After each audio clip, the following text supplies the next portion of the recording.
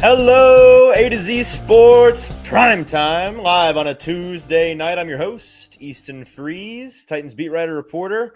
Welcome in. Hope everyone's having a great start-ish to your week. It's Tuesday night. It still feels like the beginning to me, but that's because there's been so much to do in the wake of the Titans getting their first win.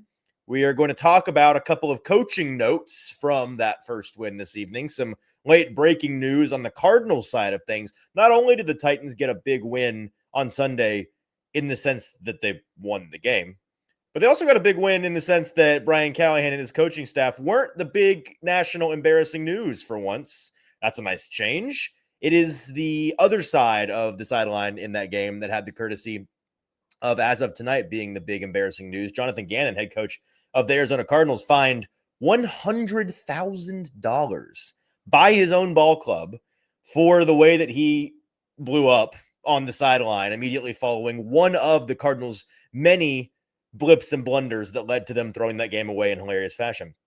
We're going to talk about that a little bit. I don't know how interested you all are in that actual story, so we can talk about it for 2 minutes or 10 minutes, depending on the buy-in. But I think it's kind of a crazy thing that just happened about an hour and a half ago. This fine of Gannon for the video that we'll show here on the primetime show in a minute. I have thoughts on this. It's not pre-recorded. Richie, the comments asking, is this pre-recorded? No, we have late breaking news. How could we have pre-recorded this? If we pre-recorded it, we did it in the last 90 minutes. So I promise this is real. I don't have a newspaper with today's date to show you, but I am reading your comments. So I guess that's proof enough. Jump in the comments, by the way. I want to hear y'all's thoughts tonight on Gannon, and then we'll move on as soon as people are tired of talking about Gannon, and it's fine. Don't want to waste everyone's time because we also have a couple of things on the Brian Callahan front that I do want to talk about. I want to talk about game management decision-making. I want to talk about a conversation I have had with Brian since the game regarding his decision to not go for two when they were down 15, a decision that I have pretty widely panned in the shows and the writing that I've done since then. Technonomics says, late breaking news. Yes, if you have missed it in the last 90 minutes, and I don't blame you for missing it because it's kind of awkward timing. The Cardinals have fined Jonathan Gannon $100,000 for the way that he acted after Amari DiMercato dropped what would have been a 72-yard touchdown that would have salted the game away. So we'll play that video, the video of what he did to get fined, and kind of talk about that. And then we'll talk about decision-making from Callahan. And then if we have time, I want to mention some things on Cam Ward. Kurt says Callahan's got to start punching people. No, it's generally a bad idea to put your hands on players. And that's where this punishment for Gannon came from. But it's still, to me, kind of crazy. We'll dive into all of that. And then, of course, any questions you guys have that may or may not be related to tonight's conversation, anything Titans related that you want to ask of me, things that I might know from the conversations I've had in and around that building in the last 48 hours since the Titans got the win, any questions you might have about this upcoming game, chance to go 2-0 on the road. Not 2-0 on the road, but win 2 in a row on the road facing the Raiders in Vegas this weekend. It is the battle of teams with the worst Super Bowl odds. The Titans and the Raiders, last I checked, both tied at the very, very bottom, plus 15,000 odds, I think, or maybe it was 150,000. I don't know how many zeros there were. There's a lot of zeros, and they're at the bottom. So it's a battle to see who gets to stay at the bottom, I suppose. I don't think that the Titans are geared up to come out swinging against anybody based on that one win necessarily. So this is not a Titans are back take, but it is a Raiders blow take. So if there's a chance to do it, here's your chance, right? Because they look terrible. You thought you lost bad to the Colts. The Raiders lost worse, and their quarterback is reeling at the moment. So we'll dive into all of that and get to any of your questions once I tell you all about our wonderful and amazing sponsors here on the Primetime Show. So welcome in officially. This is A to Z Sports Primetime on a Tuesday. I'm Easton Freeze. We are live. Ross, I usually say this on the morning show, but now I'm not sure. Is Primetime live Sunday through Thursday? Is that how this works? I'm only on Tuesdays, so what do I know? Do you even know? I think, yeah, Thursday, yeah. Okay, I know Buck's Fridays and Saturdays. I think he's Friday to himself, and then Saturday he's usually traveling or not here. So Yeah, so live Sunday through Thursday night on the A to Z Sports Nashville YouTube channel around 7 o'clock Central Standard Time. And we're brought to you by these three lovely and amazing sponsors. First up, Two Rivers Ford, the South's most trusted Ford dealership, located in Mount Juliet, Tennessee, serving all of Nashville and Middle Tennessee. If you're searching for a trusted Ford dealership in this area, then Two Rivers has you covered. As a leading Ford dealership in the Mount Juliet area, they pride themselves on offering an exceptional selection of new and used Ford vehicles, with a particular focus on the ever-popular F-150 and F-250 Super Duty trucks. Their commitment to customer satisfaction and quality service sets them apart from other car dealerships in the area. They are the South's most trusted Ford dealer. Shout out to Two Rivers Ford. Also, shout out to our friends at TrueMav Fitness. TrueMav offers more than just your average workout. Signature programming is a challenging boot camp style class that offers high intensity training. Their classes are led by instructors who are consistently pushing your limits and inspiring you to be your best self, not only inside, but outside the gym, where the calories can pack on, where the bad habits can ruin your work. That's a big part of it. Your first workout is free. No workouts recycled or repeated. Check them out at TrueMav Fitness. And finally, Simon Says Men's Clother, our newest sponsor here on the Primetime Show. It's destination shopping in Nashville. You can't shop Simon Says online. You have to go in to the brick and mortar storefront and experience it for yourself. They have exclusive, limited pieces that are carefully chosen. And when they're gone, they're gone. Their curated selection, every item of it is handpicked for quality, design, and having a touch of Nashville character. Their personal attention from a knowledgeable staff on hand, ready at all times to help you discover the perfect piece, is top-notch. It's an experience shopping at Simon Says. It's more than just shopping. It's a store that feels like it was made for you. So make the trip. Visit Simon Says in Nashville today. Thank you to Simon Says Men's Clothers, TrueMav Fitness, and Two Rivers Ford. And with that, we're off and running here, Ross, on a Tuesday.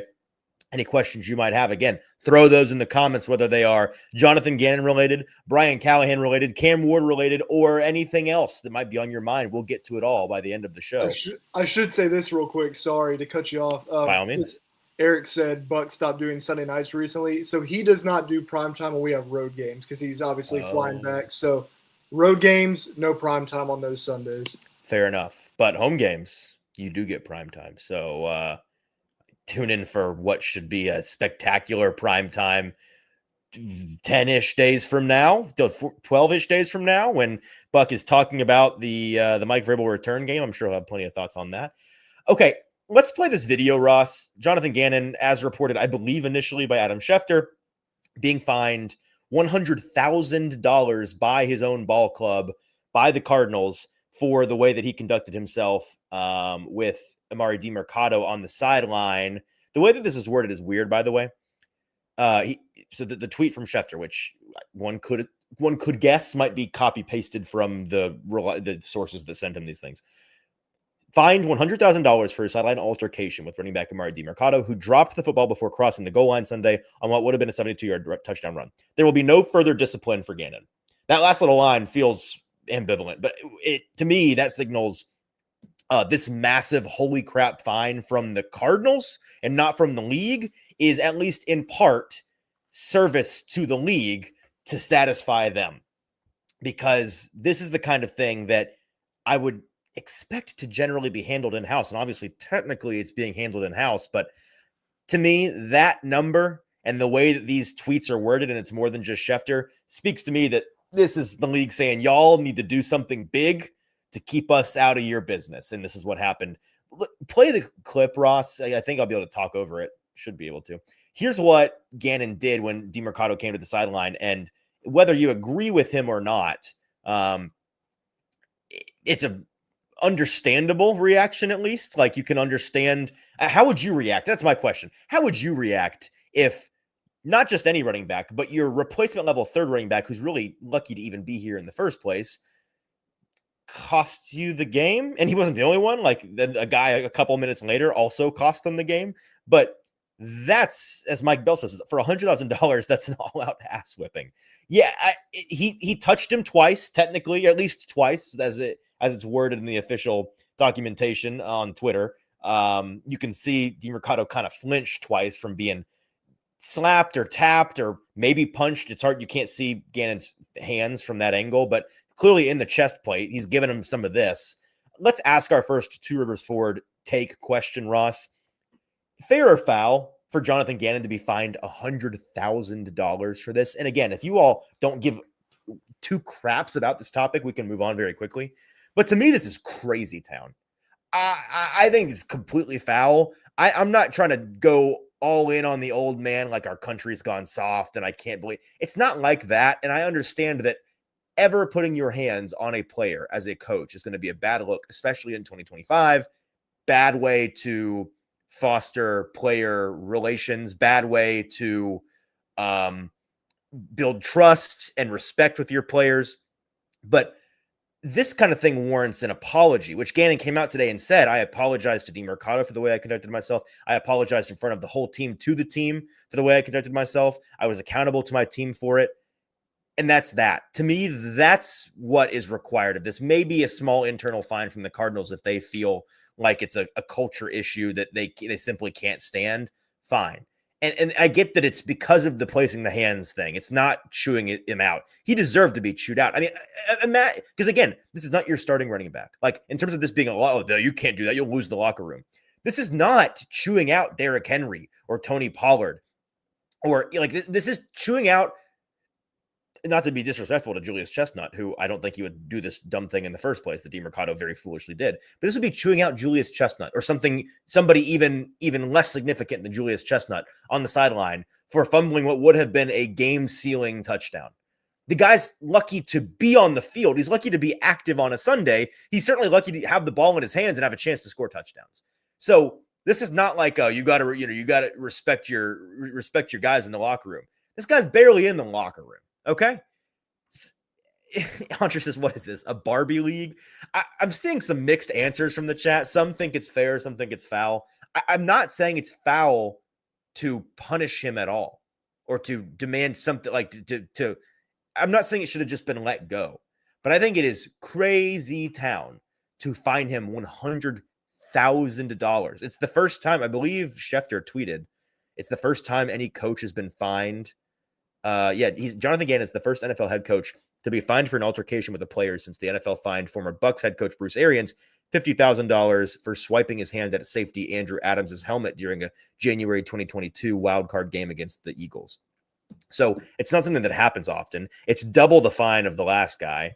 Maybe, and that was, I don't know if he specified whether or not that was from the league or from the team, but regardless, I understand the message is trying to be sent. This is a grown man's league. These you don't put your hands on the players. It's also a slippery slope. Like what if Gannon shoves him in the chest plate and then DeMercado just throws a hook and drops Gannon? Like you as a league, as a television product, you're trying to avoid that nonsense, that television ruining results, to put it kindly. But I don't know, man. And as I'm scrolling through y'all's answers, I'm seeing more foul than fair. Keep your hands to yourself. That goes for it. Yes, generally speaking, you should keep your hands to yourself. And if you don't, you should have to apologize for it.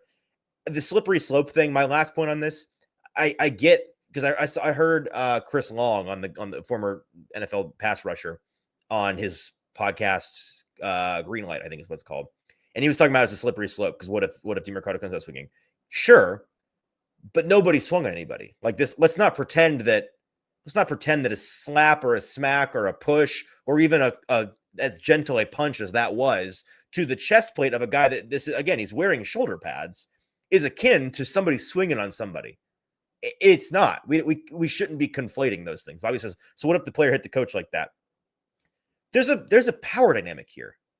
Like, again, this is somebody that's barely on the team who just cost the team the game, and the head coach is chewing him out. Players don't get to chew out the coach. They don't get to put their hands on the coach. And if they did, they'd be in trouble and they'd be fined for it. I'm not saying the coach gets to put their hands on the player and that's just okay, but I'm saying proportional punishment is key here. And in that moment, I think it's also fair to say I'm not trying to excuse what he did, but do you guys know why he did that? I know why he did that, and I get why he did that. I would have probably done worse. So I don't know, man. I think it's crazy. Again, I don't think I would be as incensed by this if it was like a a $10,000 fine or an undisclosed amount of money that's being handled internally by the Cardinals, but it's let out that, hey, he's being fined by the team and we don't stand for this. Send a message, right? Send a message. But $100,000 is nuts. So Jack Longley, Easton, Nick Saban was a pro at chewing guys out. Not once did he ever touch a player. It was always throwing the headset. That's in terms of veteran savviness as a coach. This is good teach tape for Jonathan Gannon and anybody else that might be inclined to go crazy. Throw things, swing at the air, don't touch the player. I agree. Again, I'm not condoning touching the player. I'm just not condoning $1,000 fine for shoving a guy in the chest who's barely on the team because he just blew the game. Okay, let's move on. Too much time on Jonathan Gannon and a fine. That the good news here is, again, that it's not the Titans coaching staff that we're talking about tonight in that fashion. It's the other team. So that's a nice change of pace. Now let's talk about the Titans coaching staff. And our second question tonight, Ross, is it's a great question, Easton. What is the second question? Let's see how Easton worded it 15 minutes ago when he sent it to Ross in the first place. How do you grade the Titans coaching in their Week 5 win? And that's kind of a catch-all answer. And we kind of talked about this on the morning show. Zach and I did on Monday. But I kind of want to get into a couple of things that this coaching staff did in this game, particularly kind of an update on the go for two, not go for two situation. So how do you grade the Titans? Letter grades here. How do you grade between A to F the Titans coaching in Week 5 in that win? There were high points and low points. To be fair, I think the clock management at the end of the game, the play calling in the final 3 drives, it's not, well, maybe I'm giving too much credit. The play calling, as JT and I on the morning show today kind of talked about, didn't really change all that much. It's not like they changed up their personnel or like, well, they started booting Cam more. It was more play action. No, those final 3 drives, the biggest difference was that Cam started throwing the ball to the right place and the players started catching the ball. So like that was the thing that changed, not really the coaching. But I do think the clock management was done well at the end of the game. Swan Beatman says a C for the coaching staff. Coaching C-, play calling C-. So in summary, C-. C+, the win gives them a curve. Hey, winning solves everything. Fair enough. B+ from Joseph. B- from Jeffrey. C- from Andre. Yeah. I'm not even going to talk about the play calling, which I thought was like, I really don't have a take on the play calling. It's not that different to me from what Callahan was doing. It's really not. Did they do some more heavy personnel, 12 and 13 personnel stuff this week? Yes. I think that's in line with the trend in the league that every team is kind of doing more heavy personnel stuff. And for the Titans, that involves using more eligible tackles because they don't have big body, true Y inline blocking tight ends to do it. Gunnar Helm and Chika Okonkwo just aren't those guys. I think Gunnar might eventually be able to be pretty decent in that game, but it's not even remotely shocking for a rookie tight end to be a bad blocker. Most of them are. And if they aren't, that's why Tyler Warren would say, you're like, Tyler Warren's a good blocker. Yeah, brother. He was taken in top 15 picks. Gunnar Helm was picked 120. There's the reason for the discount. Let's start with the 2-point conversion thing. And I kind of, went off on the post-game show about this. I went off on Monday's show about this. It mathematically, Brian Callahan made the wrong choice. From a theory standpoint, it was dumb when they were down 15 and they scored that first touchdown to kick the extra point instead of go for 2. And the reason why, again, this part's inarguable from an efficiency standpoint. You are better off in theory kicking or going for 2 instead of kicking the field goal because it allows you to know what you need now instead of later. When you're down 15, you're going, unless you're going to score 3 times and get an extra field goal or touchdown. If you're only going to score twice to try to get back in the game, you need at least 1 2-point conversion to be successful, obviously. So the question is, do that on the first touchdown or the second touchdown? And the reason you do it on the first touchdown is because with however much time you have left, 10 minutes, 6 minutes, whatever it is, you can then spend the rest of those game minutes acting accordingly to what you need. If you get the 2-point conversion, you can sit there and say, oh, okay, now we need a touchdown and an extra point, a standard operating touchdown. So we can play on defense accordingly with the time management. We can play on offense once we get the ball back accordingly. That's really the big thing is how rushed do we need to be on offense, right? Because if you get the ball back with 6 minutes or 3 minutes or 2 minutes, knowing whether or not you need just 7 points or 9 points and another possession completely changes the way that you approach calling and operating that offensive drive. So knowing as early as possible whether you're going to be down 7 or 9 is way more important than knowing later. And the argument against that most people make is, well, but if you kick the field goal, you keep it a one possession game for sure, because then you're down 8. You save that 2-point attempt for later. And then the argument, I guess, becomes it's a mentality thing. Like you keep your players in it a little bit more, or it changes the psychology of the opposing team because they know they're down technically just one score. Whatever it is, the arguments kind of vary from that point. To me, it's a gutless argument against kicking the 2 or going for 2, excuse me. Because again, going for 2 allows you to know what you need. And that is important, and that is optimal from an efficiency standpoint. I talked to Brian about this because this is my wheelhouse.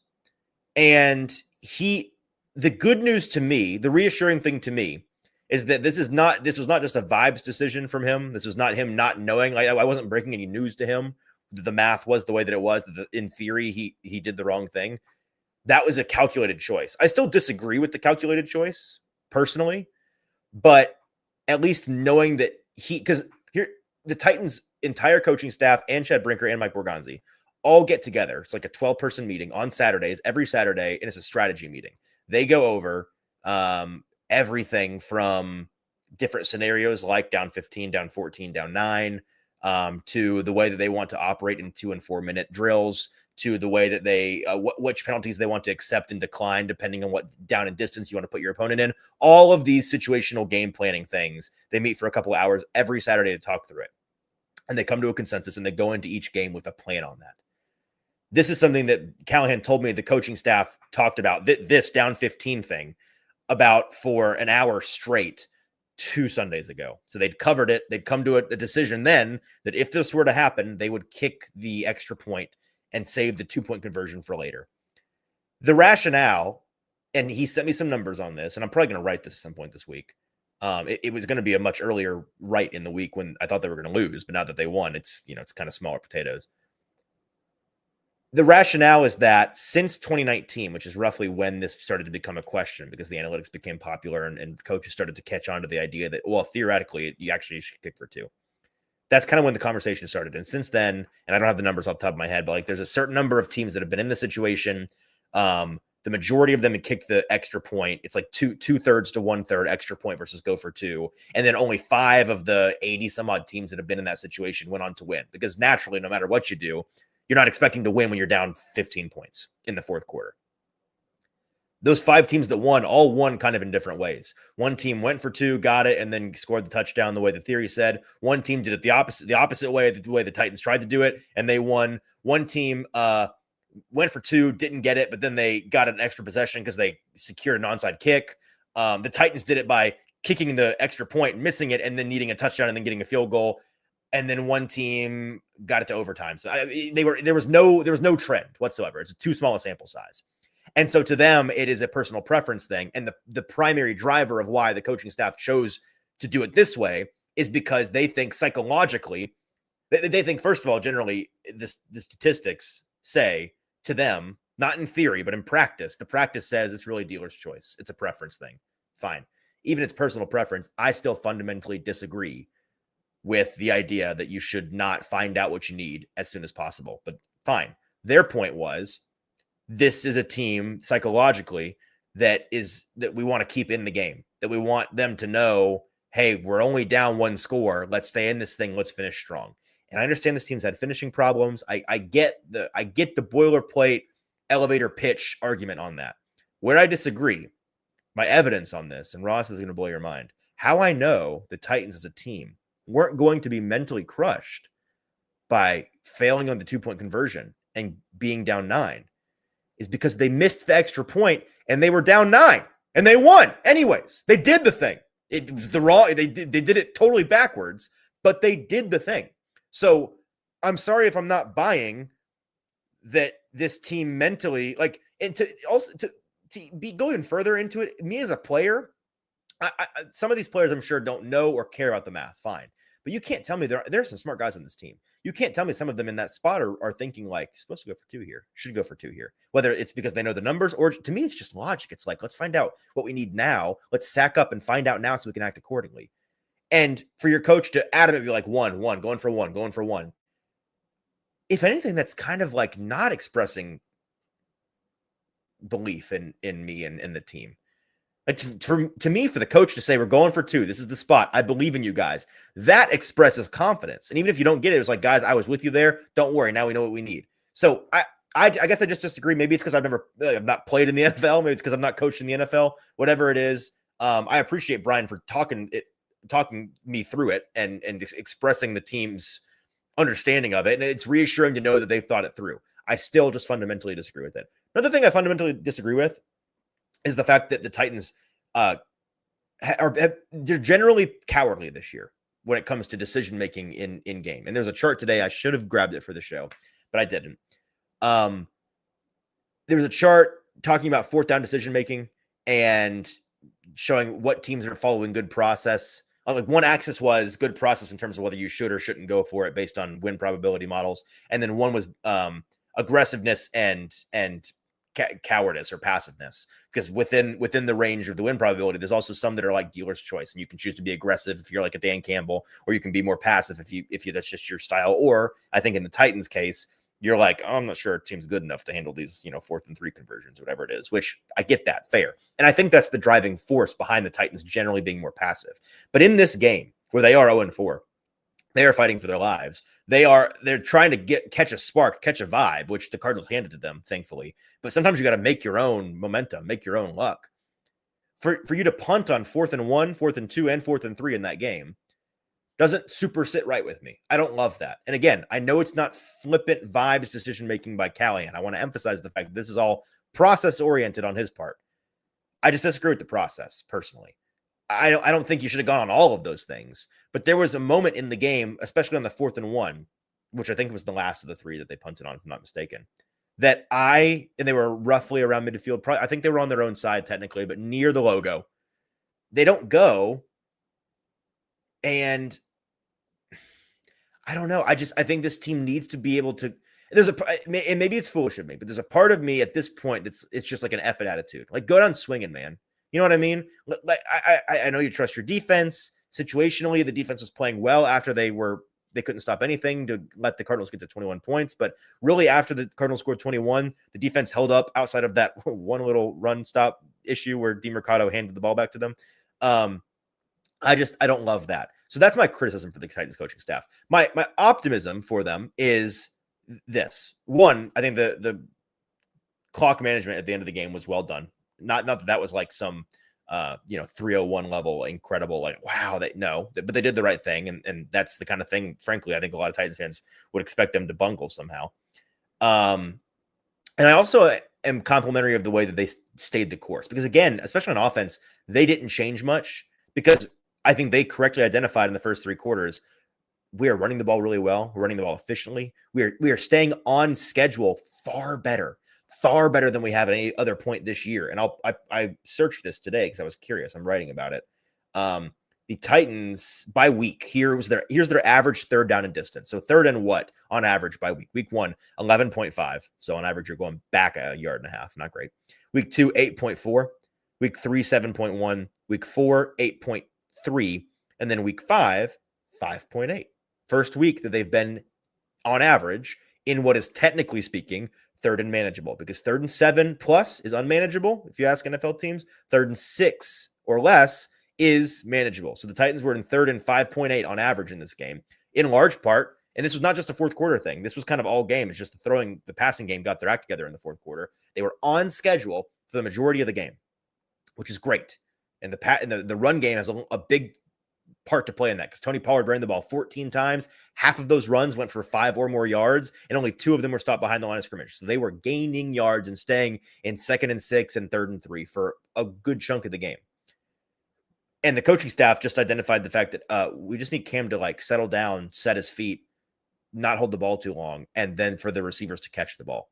That was what was going wrong, and then that's what suddenly was all going right in the 4th quarter. So that's a coaching mark to me, that they stayed the course and got their guys to settle in and get there eventually. And then on the defensive side of the ball, I thought that they made some good adjustments throughout the game. The most obvious one was taking Jalen Armour-Davis, who was getting his lunch eaten by Marvin Harrison Jr., and saying, let's let Snead handle that. Snead, by the way, had a good day after having a day that I was pretty critical of last week. Quite bad, in my opinion, against the Texans. Pretty daggum good based on my tape study in this game against the Cardinals. So he's kind of a Jekyll and Hyde player right now, but it's nice when you get the Jekyll. It's Dr. Jekyll and Mr. Right. Jekyll's the good one. Yeah. When you get the Jekyll version of L'Jarius Sneed. Literary folks, check me on that, I guess.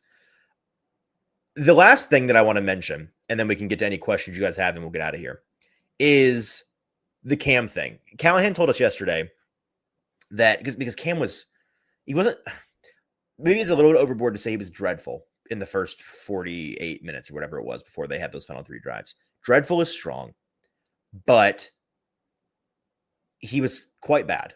And he made still some pretty good throws in general at times at a much higher clip in the final 3 drives for sure. But it wasn't that every throw was terrible. He had some bad ones, but they weren't all terrible. It's that generally speaking, Cam I'm not sure he fully knows what open looks like yet. And that's not a surprise for any rookie quarterback. There's everyone talks about like, well, open in college is so different from open in the NFL. And that's true. That's not overstated at all. And he's holding the ball too long. But what's more frustrating to me in that game when I go back and watch the offensive tape, and I think the coaches are emphasizing this week, is that especially when the team is on schedule, Cam isn't willing to stay on schedule. And what I mean by that is in the first couple of weeks, this team, I mean, when you're in 3rd and 11 and a half yards on average, the quarterback's going to have to grip it and rip it more than you'd like. And that's, totally get it. It's also fair to point out that Cam Ward's passing chart in this game, like when you get the passing charts at the end of the game week, it's like, oh, who's got an honorable passing chart and who's dinking and dunking their way to wins. And Cam's passing chart was, it was an honorable one this week. It looks good. I respect the heck out of pushing the ball downfield. No risk it, no biscuit. Play football. Understood. But again, when you're in 3rd and 5.8 on average, which isn't great, but again, it's manageable. And when you do have the most by far 3rd and 4s, 3rd and 3s, 3rd and 2s, as you've had all year long in that game, when I look at the tape and I see a lot of stuff underneath, a lot of yards left on the field by Cam, who I won't pretend to know the intent of each play or the progression. Sometimes I'm sure what I see that looks obvious in hindsight isn't obvious in real time for each play has its own story. Like I think far too many people in my seat love to criticize plays and they don't really know the play. But to me, there's too many examples for them all to be explained away by anything besides Cam Ward is just foregoing the free yards or the easy yards. Free might be a stretch, but the easy yards, the 3 and the 4 and the 5 yard completions underneath that should be routine toss and catch in rhythm on time also makes life easier on your offensive line for obvious reasons. That kind of stuff, he has to be willing to do more if the run game is going to be efficient like this. If they are going to be in 2nd and 6 and 3rd and 4 a number of times in a game, brother, we need you to get the ball out quick and get it to Gunnar Helm for 4 yards. Move the sticks. Stay ahead of the sticks. And that's something that I'm sure in the meeting rooms he sees and he understands, but I think is a real learning curve for him so far. And part of it, to his credit, is the Titans kind of putting him, except for this most recent game, they had been putting him in situations to form bad habits with this because they had been forcing him to try to convert 3rd and 8, 3rd and 9, 3rd and 10. But when you're on schedule, you need to be able to play on schedule quarterback and pick your spots to push the ball downfield. I'm not saying don't do it. Don't be lame. I'm not asking for boring football, scaredy cat football. I'm asking for picking your spots. And when they're like, another part of this is you create better opportunities for yourself downfield when you force the defense to respect the underneath. Like if you are shredding a defense in the first 2 quarters with 3 and 4 and 5 and 6 yard completions, and your completion percentage is at 85, and you're 13 of 16 for 102 yards and 2 touchdowns, they're playing tighter underneath. They're going to play less too high, less cloud coverage, and you're going to have more shots to take to Calvin Ridley and Shim DK downfield. It's going to be better looks, I promise. So it's all in service of each other. the deep passing game with the short passing game, the short passing game with the run game. When it all clicks, and the offensive line, not to leave one of the maybe the most important part of it out, when that all clicks, that's how you get an efficient offense that stays on time and can hit the deep shots as well as dink and dunk a team to death. And that's where this team should be headed with Cam Ward. It's where they can be headed with Cam Ward. He's just got to be willing to take the stuff when it's there. With that, Ross, we got a couple of questions starred, and a last call, I suppose, for any questions you guys might have for me regarding anything. Send those in the chat on YouTube and on Facebook. And if you wouldn't mind doing me a favor, hit that like button. Not nearly enough likes tonight. Hit that like button for me. Very easy, very free, extremely helpful. Like the show and then jump in the comments. Ross, what do we have in terms of questions before we get out of here this evening? Richie G, do they know they need to rip up the opening script by now? Listen, man, like, again, the opening script wasn't the problem so much as the players playing like trash was the problem. I don't see like a massive play calling difference throughout the game. And at one point it wasn't working. In fact, most of the game it wasn't working. And then at one point suddenly it was working. And what changed was the fact that the players were doing their jobs. So I hear you, but I also kind of don't hear you. Next question. Jack Longley, Easton, can we discuss the second quarter punt return where Cardinals got an illegal formation? Callie didn't choose to tack 5 onto the return, made them re-kick, got a block in the back, cost 17 yards. Yes, fair. And that kind of got buried, obviously, in all the craziness. I don't blame him for that decision at all. Your returner has been phenomenal so far. It's been everything you've asked for and more. Your special teams in general have been quite good. I have to go look at DK's average return, which I don't have pulled up, but like it's definitely more than 5 yards. So, and as Gordy says, DK looks great so far. Might be a steal. Yeah, I'm thinking so, Gord. So I don't. Was he supposed to predict what was a block in the back that was kind of ticky-tacky? Like coordinators talked about this today. Bones Fossil talked about this today. It was a judgment call, pretty close, pretty tight call from the refs, which it's going to happen, and you can't predict those things. So I really don't have an issue with Callahan doing that at all. Next question. Esco, would you say this was Snead's best Titans game? I don't know. I was a lot more complimentary of it. Well, in general, like I'd have to go back and watch his first couple games last year. I don't remember any of them being that impressive though. So I'm going to kind of rule those out. I was more complimentary of his first full game back against the Rams, just because being assigned a future Hall of Famer in Davante Adams for the vast majority of the game is a really tall task. And there's a reason why every team that keeps playing the Rams continues to put their best cornerback on Davante Adams and just willingly eat Puka Nacua, catching 15 balls for 137 yards and 2 touchdowns. You'd think maybe that would change teams' minds. No, they're still that scared of Davante Adams that they're still willing to put the best guy on him and let Puka do what Puka does. So I'll say this is probably his best game, but I think that Rams game was a lot better than folks give him credit for. The assignment in this one with Marvin Harrison Jr. generally, amongst other guys, not nearly as difficult, but he did a great job with a lesser assignment, so credit to him. Next question. Offensive line looks decent. Will JC Latham help that or mess up the chemistry again? Yeah, brother, he's going to help it. Like, I hear what you're saying, and hey, hats off to Oli Udoh, who the last 2 games, very quietly, has been fine. Has been like, he played serviceable tackle, which is all it's really more than you can ask for from a backup tackle in today's NFL. He was fine. Was he perfect? No. Was he starting caliber? No. But was he above replacement level? Absolutely. And that's, if he can be that for them on call this year, that's a valuable guy to have. Very valuable guy to have. That being said, JC Latham's best tackle on this team, not close, no question. He was playing pretty daggum well in that Broncos game, nursing that hip before the hip finally did him in. So no, I want him back ASAP. I think that he's going to be 100%. I hope that he's 100%. I hope that it's this week, like the Titans last week said that it was going to be, because that allows you to hopefully be in a place. The middle 3 guys, no pressures allowed, no sacks allowed, very few pressures allowed in the Cardinals game. The Titans offensive line as a whole ranked 6th in composite ranking, I believe composite of ESPN and PFF pass protection data in terms of pass protection in week 5.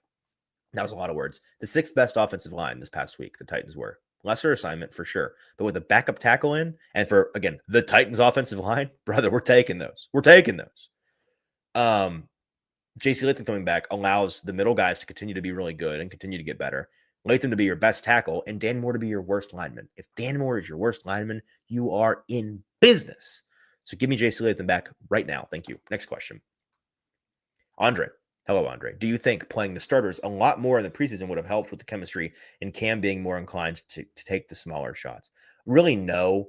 I think the chemistry thing would. It's hard to manufacture, and in the preseason, like I get. Do I understand guys that want to play guys more? I think there's a balance there. I really don't think there's a good answer ultimately. Like the risk of losing your guys before the snaps matter is so great. It's so great. So I get wanting to just forego that and eat the growing pains in the beginning of the season and hope that you can just be ahead of the curve.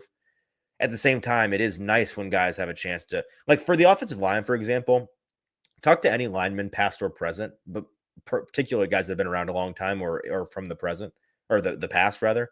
And they'll tell you that a big part of the reason why offensive lines start so slow these days is because they don't get many actual reps before the season, like less than most of the players do. And so it's either like we used to practice these things. We used to have 2 days full contact. And that was a great way to get your lineman hurt, but also a great way to get your lineman to gel. One more question. No more questions. Got one more, Ross? One more, Bork Workington. How fast did you and JT have to run to get set up and ready in the Tiki room? Not super fast because we branded it the Tiki Winners Room. That was just for funsies. We were not there because of the Titans won. We were there because we had to for a scheduling mishap that hopefully isn't going to happen again. So we had some notice, but we were in the process of moving things from upstairs to downstairs while the Titans were doing the crazy, oh my gosh, are they going to win? Oh, are they actually going to? That was when we were running up and down the stairs. So like I'd watch a play downstairs and then I'd run through Margaritaville up the stairs and then watch the next play upstairs and then run back downstairs.